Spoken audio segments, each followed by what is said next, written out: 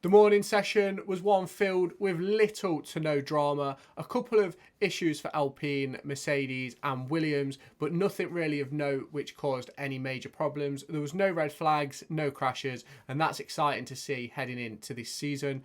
Looks like everyone's going to be good with their reliability, but shall we take a look at the 10 drivers who took to the track this morning? Let's have a look at the lap times and who completed the most mileage. Obviously, F1 testing has now begun, so make sure you subscribe to the channel. We're going to be doing daily reviews at the same time every single day, so make sure you stick around for that. Make sure you hit that red button down below. So just underneath my face cam on the left hand side, you'll see Max Verstappen in his Red Bull. He set a time of 1:32.5. He completed 66 laps this morning in testing. Charles Leclerc put it in P2 with a 1:33.2, 7 tenths behind, completing 64 laps. Now, Fernando Alonso completed the most laps of anybody in his Aston Martin. His best time was a 1:33.3, 8.5 tenths behind Max Verstappen, and he completed 77 laps of the Bahrain circuit. Oscar Piastri in his McLaren set a 1:33.6, 1.1 seconds behind the Red Bull of Max Verstappen, but he completed 57 laps.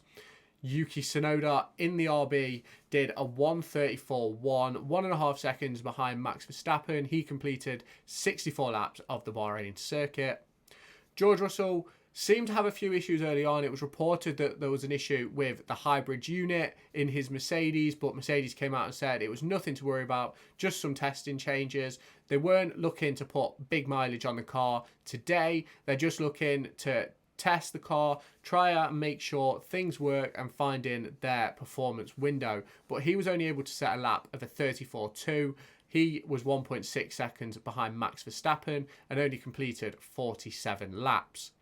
Valtteri Bottas in his Kick Sauber set a 1:34.4, 1.8 seconds behind Max Verstappen, but he completed 68 laps, something which Sauber will be very happy with.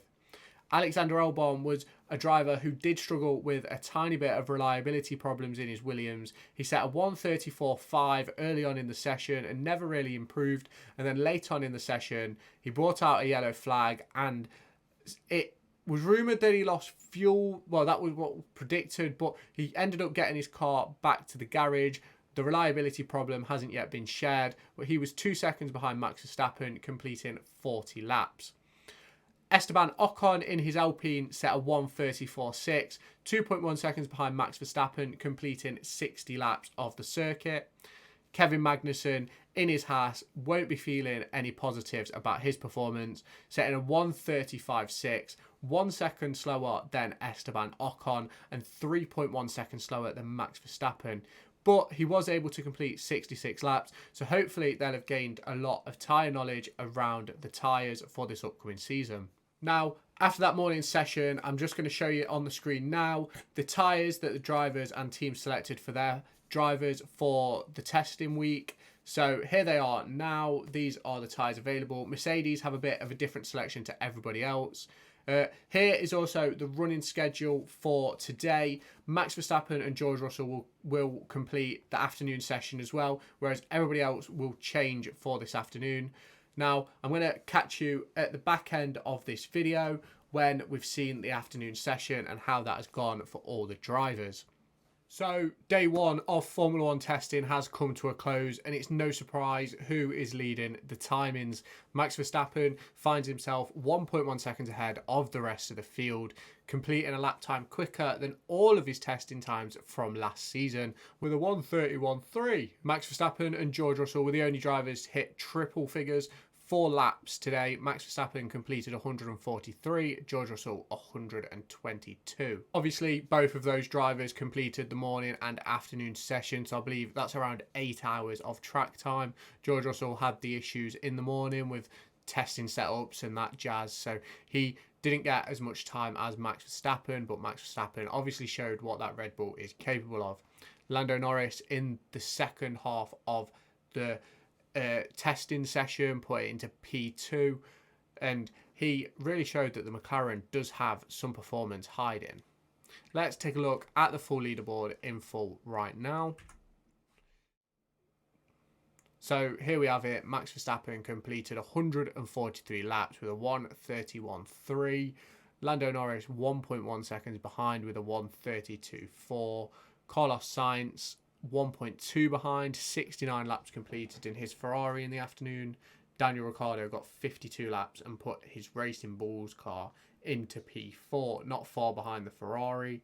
Not far behind the Ferrari, showing just what they have upgraded on that Racing Bulls car. Pierre Gasly put an Alpine in P5, 61 laps on the board too. Lance Stroll, 1.6 seconds down on Max Verstappen, but 54 laps in the tank. Charles Leclerc, 64 laps with a 1.9 second gap to Verstappen. Fernando Alonso, 2 seconds to Verstappen with a lap set in the morning session with 77 laps on the board. Scroll a bit further down now and you see Oscar Piastri completed 57 laps this morning with a 2.3 second gap. Guan Yu Zhou, 2.5 second gap with 63 laps completed. Logan Sargent only got 21 laps. They had a mechanical problem believed to be something to do with the drive shaft, drive chain. Not 100% sure right now, but I'm sure they'll rectify that for tomorrow and get a lot more laps on the board. As previously mentioned, George Russell was 2.7 seconds behind, only completing 122 laps. Yuki Tsunoda completed 64 laps, 2.7 seconds down, a long way down on Daniel Ricciardo, but I believe Yuki obviously did the morning session. Valtteri Bottas, 3 seconds down, but 68 laps. Alex Albon, 3.2 seconds down with 40 laps. He obviously suffered some problems towards the end of his session. Esteban Ocon, 3.3 seconds down, 60 laps completed, and then K-Mag and Nico Hülkenberg both at the bottom. Magnussen 66 laps and Hülkenberg 82.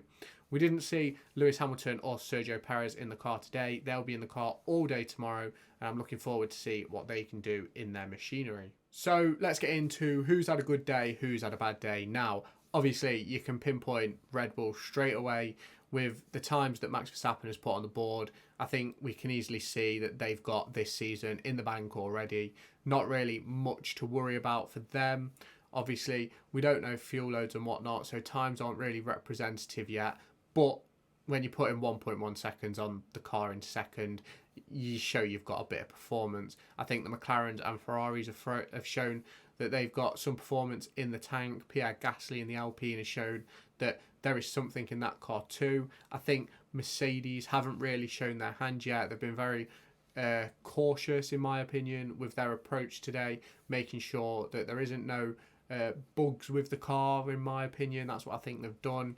Now, Haas came in saying that they weren't going to be at the top end of the grid anyway, so they've sort of focused more on tyres from what they were talking about pre-testing, and the amount of laps they've done, that seems like what they've done, long runs and focusing on keeping performance in the tyres and making them last to a longer extent. Now, Williams will obviously be hoping that they have a better day tomorrow, only completing around 60 or so laps with the problems that they faced. Obviously, you've got drivers like Max Verstappen and George Russell who completed that on their own. Lando as well completed more than that. So that's something which they'll be looking to rectify tomorrow. Why don't you let me know down in the comments who you think had a good day of testing one. Make sure you stay tuned to the channel for more testing content tomorrow and Friday. And then we'll do a full roundup on Sunday, and we'll probably make another prediction video heading into next week, heading into the first race week of the season. So keep your eyes peeled on the channel for that, and I'll catch you in my next video. Be sure to go and find me on TikTok, pictured here, and Twitter, pictured here. These are the places where I'll keep you all up to date with all my upcoming videos and my thoughts and feelings around the Formula 1 and football weekend.